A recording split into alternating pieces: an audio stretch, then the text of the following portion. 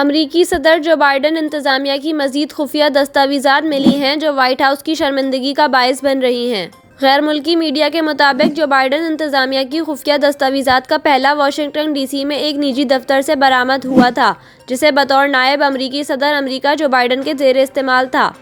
Media reports کے مطابق تاحال یہ معلوم نہیں ہو سکا ہے کہ خفیہ دستاویزات کا دوسرا حصہ کب اور کہاں سے ملا ہے۔ تاہم امریکی محکمہ انصاف کا کہنا ہے کہ معاملے کی ہر پہلو سے تحقیقات کر رہے ہیں۔ وائٹ ہاؤس کی جانب سے خفیہ دستاویزات کے دوسرے پیج کی تصدیق نہیں کی گئی ہے۔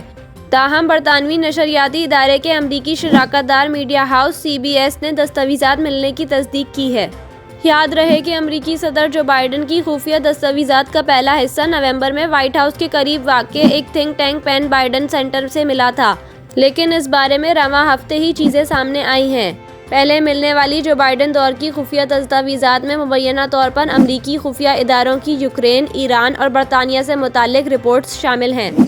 اس حوالے سے امریکی صدر جو بائیڈن نے بھی چند روز قبل ایک بیان میں کہا تھا، خفیہ دستاویزات ملنے پر حیران ہوں اور محکمہ انصاف معاملے کو بغور دیکھ رہا ہے۔